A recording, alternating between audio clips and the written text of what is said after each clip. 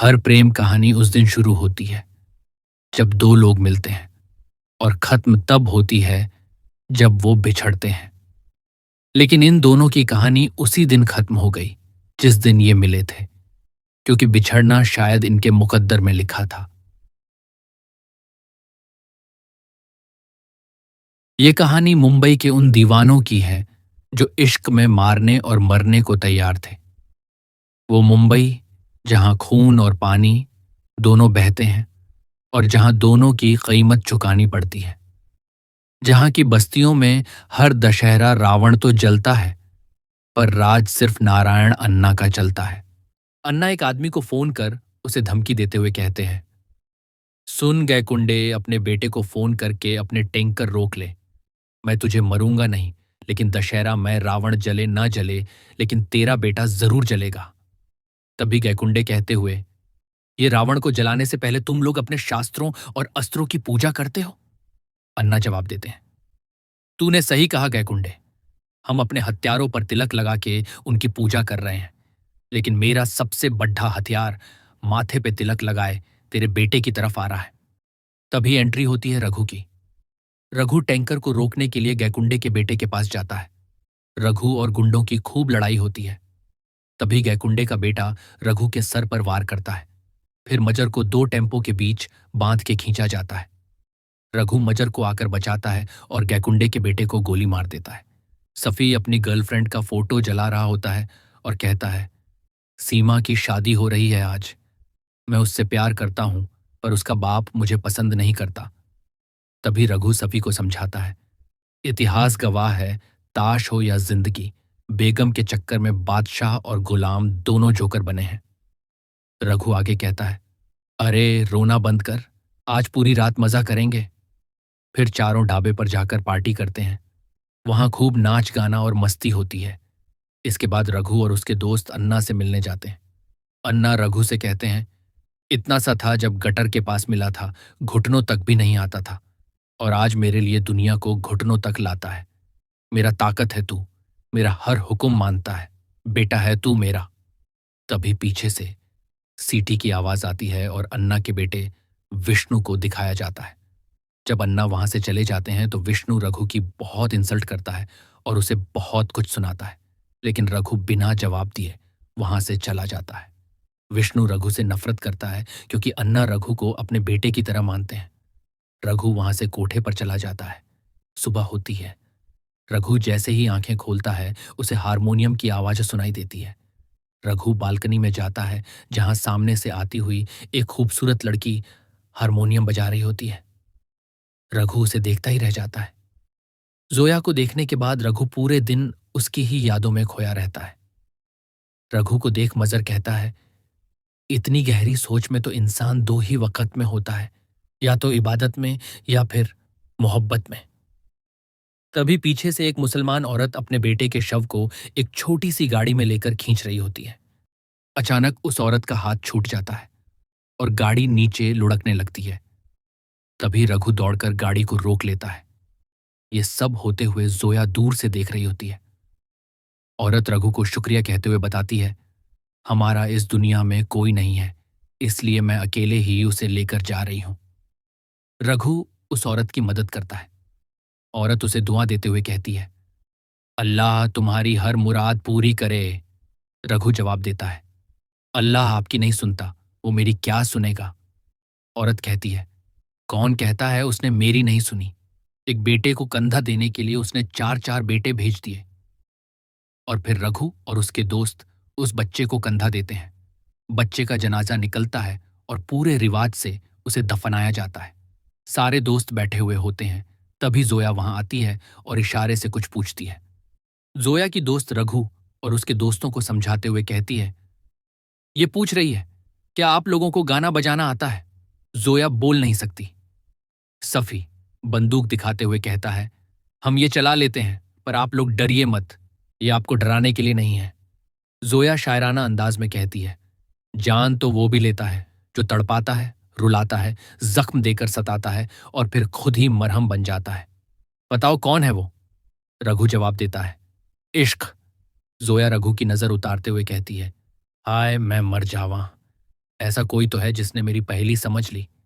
जोया आगे कहती है, तुम्हें जान लेती भी है तो ले ले, पर इस गंढ से नहीं, इससे। जोया हारमोनियम रघु को देती है। हारमोनियम पर उर्दू में कुछ लिखा हुआ होता है। रघु उसका मतलब पूछता है। जोया जवाब देती है, इसका मतलब मोहब्बत, मतलब जिंदगी। जोया नाम है इसका। जोया रघु के हाथ पर अलग अलग धर्म के निशान देखकर पूछती है, ये क्या है?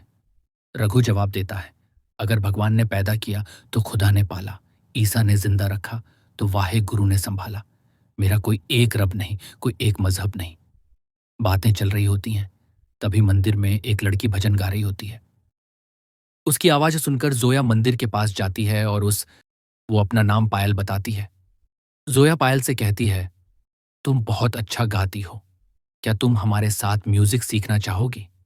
हम बच्चों का एक ग्रुप बना रहे हैं जो कश्मीर जाकर वहां के म्यूजिक फेस्टिवल में पार्ट लेगा। पायल जवाब देती है, आपको जो भी बात करनी है आप आरजू दीदी से बात कर लीजिए। इसी दौरान रघु को किसी का फोन आता है। वहीं दूसरी तरफ एसीपी रवि यादव अन्ना के पास पहुंचते हैं। गैकुंडे के बेटे के मर्डर के केस में इलीगल टैंकर माफियागिरी और लड़कियों का धंधा करने के जुर्म में अन्ना को गिरफ्तार करते हैं। तभी अन्ना जवाब देते हैं, चलता हूं, लेकिन याद रख, यहां से 10 माले नीचे उतरते उतरते ही तुझे इतने फोन आएंगे और 10वें माले पर ही तुम्हें मुझे छोड़ना पड़ेगा। हर माले उतरते उतरते इंस्पेक्टर रवि को फोन आने लगते हैं और नीचे पहुंचते ही रवि को ऊपर से ऑर्डर आता है अन्ना को छोड़ने का। बाहर रवि और रघु की मुलाकात होती है। रवि रघु को समझाता है, अन्ना के खिलाफ गवाही दे दो। ये बाप बेटे किसी के भी सगे नहीं हैं, खुद के भी नहीं। पर रघु उसकी बात अनसुनी करके वहां से चला जाता है। रघु अन्ना से मिलने आता है, लेकिन वहां उसे विष्णु मिलता है। विष्णु रघु से कहते हुए, मेरे बाप की जायज औलाद तो मैं हूं, पर इनके सामने वो जायज रिश्ता भी नाजायज बन जाता हूं। ये हीरो है और मैं जीरो हूं। विष्णु वहां रघु की बहुत इंसल्ट करता है और रघु बिना कुछ कहे वहां से चला जाता है। उधर जोया पायल के म्यूजिक कंपटीशन की परमिशन लेने के लिए आरजू के पास जाती है। आरजू जोया को जवाब देती है, आपका म्यूजिक उसकी जिंदगी संवारेगा नहीं, बल्कि बिगाड़ेगा। आज गाएगी, लेकिन कल कोई उसे साला यही नचाएगा। आगे जाकर उसे कोठे पर ही रहना है। हम तो बस यही चाहते हैं कि पायल पढ़े, आगे बढ़े, उसे हमारे जैसी जिंदगी ना मिले। रघु ये सब सुन लेता है और पायल के म्यूजिक कंपटीशन के लिए हाँ बोल देता है। जोया रघु से कहती है, अच्छा हुआ, ये सब लोग तुमसे डरते हैं। रघु पूछता है, क्या तुम मुझसे नहीं डरती? जोया जवाब देती है, नहीं, जब तक तुम्हारे पास ये हारमोनियम है मुझे या फिर किसी को भी तुमसे डरने की जरूरत नहीं है। रघु हारमोनियम देते हुए कहता है, ये वापस ले लो, वैसे भी मेरे अंदर कोई म्यूजिक नहीं है। जोया मना करते हुए कहती है, जरा गौर से सुनोगे तो एहसास होगा कि हर एक चीज में म्यूजिक है। बारिश की गिरती बूंदों में, आंखों से गिरते आंसुओं में, किसी के शोर में, किसी की खामोशी में, हर एक धड़कन, हर एक सांस में। इसी बीच एक बच्चा गाना गाकर जाती हुई लड़कियों को छेड़ता है। जोया उसके पास जाती है और उसे भी कंपटीशन में पार्ट लेने के लिए प्रोत्साहित करती है। वो मान जाता है। जोया स्कूल के दूसरे बच्चों से मिलकर उन्हें भी कंपटीशन में शामिल करती है। सभी प्रैक्टिस कर रहे होते हैं। तभी अचानक कुछ गुंडे वहां आते हैं और गोली चलाने लगते हैं। गोली पायल को लग जाती है। रघु और सभी लोग पायल को हॉस्पिटल ले जाते हैं। जोया रो रही होती है। वहां इंस्पेक्टर रवि जोया से मिलते हैं और कहते हैं, जोया, तुम्हारी अच्छाई ने ही रघु को बदल दिया है, पर उसे समझना होगा कि बुराई के अंधेरे से ही निकलकर अच्छाई की रोशनी मिल सकती है। रवि जोया को अपना नंबर देते हुए कहता है, जिस दिन तुमने अन्ना के खिलाफ गवाही देने के लिए उसे राजी कर लिया, तुम मुझे एक एसएमएस कर देना। और वो वहां से चला जाता है। रघु जोया से कहता है, मेरी वजह से आज तुम्हारी जान खतरे में पड़ गई। मौत मेरा साया है जो मेरा पीछा कभी नहीं छोड़ेगी। अच्छा यही होगा जोया, तुम यहां से चली जाओ। जोया रोते हुए कहती है, मैं कश्मीर में पली बड़ी हूं। मेरे भाई ने गोलियों के शोर को कम करने के लिए मुझे म्यूजिक सिखाया, मेरे हाथों में हारमोनियम थमाया, पर उस शोर से वो खुद नहीं बच सका। एक दिन उसने उन्हीं हाथों से बंदूक उठाई और किसी और की चली गोली ने उसकी जान ले ली। उस दिन मैंने फैसला किया कि अगर एक भी बच्चे या इंसान के हाथ से बंदूक लेकर हारमोनियम थमा पाऊं तो मैं समझूंगी कि मैंने अपने भाई को बचा लिया। रघु जवाब देता है, मरे हुए लोग वापस नहीं आते जोया। अगले दिन पायल हॉस्पिटल से डिस्चार्ज हो जाती है। रघु जोया से माफी मांगता है। रघु एक सपना देखता है जिसमें उनकी शादी हो रही होती है। सारे लोग पटाखे जला रहे होते हैं। रघु जोया से कहता है, मैं मौत से डरता नहीं हूं जोया। मैं हमेशा सोचता था कि मौत से वो लोग डरते हैं जिन्हें जीने का लालच हो, पर जब से तुम मिली हो मैं लालची हो गया। सामने से आरजू ये सब सुन लेती है। ये सुनकर उसे अच्छा नहीं लगता। तभी वहां विष्णु आता है और पायल की तरफ देखता है। गुंडा पायल की तरफ बढ़ता है, तभी रघु गुंडे को रोक देता है। गुस्से में विष्णु रघु पर गोली चलाने की कोशिश करता है। मजर रघु को बचाने के लिए विष्णु की छाती पर पैर मारता है। विष्णु रघु को धमकी देता है, अगर कोई भी बच्चा कंपटीशन के लिए शहर से बाहर कदम भी रखेगा तो उसकी लाश मिलेगी। फिर गाना नहीं, मातम की चीखें सुनाई देगी। इसके बाद सफी और रघु में जोया को लेकर झगड़ा होता है। रघु गुस्से में सफी पर हाथ उठा देता है और सफी रघु से अपनी दोस्ती तोड़ देता है। विष्णु अब आग बबूला हो जाता है। अगले दिन रघु फैसला करता है कि वो अन्ना के पास जाकर सारी बात बताएगा और एक नई जगह जाकर जोया के साथ अपनी जिंदगी बिताएगा। इसी बीच विष्णु एक बच्चे को अपने साथ ले जाता है। जोया ये देख लेती है और उसका पीछा करने लगती है।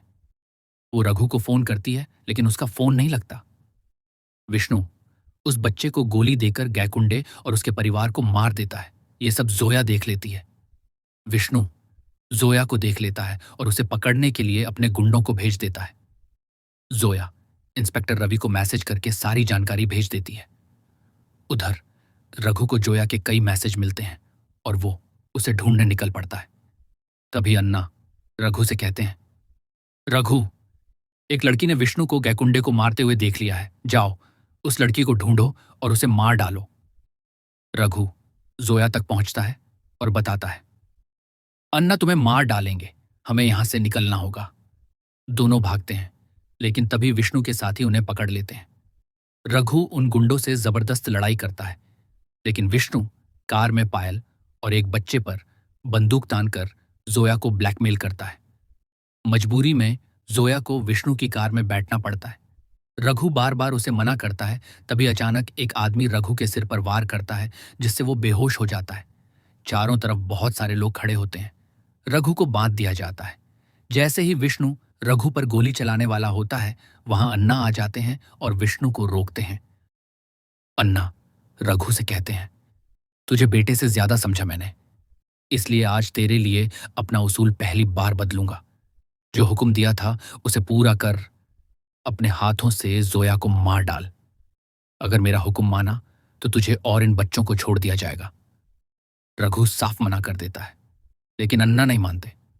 रघु और जोया साथ बिताए हुए लम्हों को याद करते हैं। विष्णु जोया की तरफ बंदूक फेंकता है।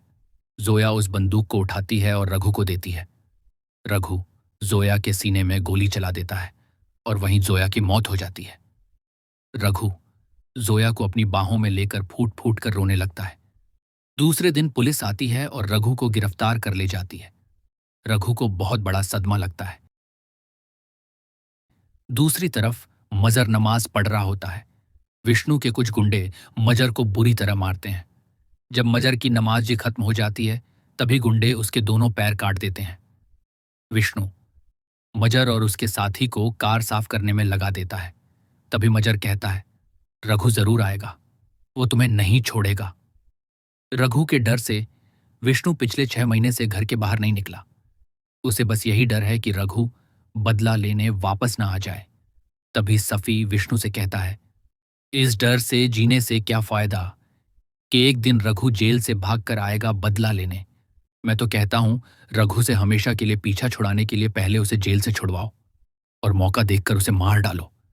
फिर कोई सबूत न मिलने के कारण रघु को बाइज्जत बरी कर दिया जाता है। अन्ना रघु से जेल में मिलने आते हैं और कहते हैं, औलाद के लिए बादशाह भी गुलाम के लिए हाथ फैलाता है। रघु, तूने मेरे लिए खून बहाया, लेकिन विष्णु मेरा खून है और जब तक मैं जिंदा हूं तब तक उसे जिंदा रखना मेरी जिम्मेदारी है। आज तक मैंने हर जिम्मेदारी तुझे सौंपी थी, क्या ये भी मैं तुझे सौंप दूं? ये कहकर अन्ना इमोशनल होकर बाहर की तरफ जाते हैं। पीछे से रघु कहता है, अन्ना, इस जन्म में आपने खून का कर्ज अदा किया है, हो सके तो अगले जन्म में नमक का करना। सुबह रघु जेल से रिहा हो जाता है। जेल के बाहर सभी रघु का मजाक उड़ाता है और उसके हाथ में गन देकर चला जाता है। रघु अन्ना के पास जाता है और बाहर गन छोड़कर चला जाता है।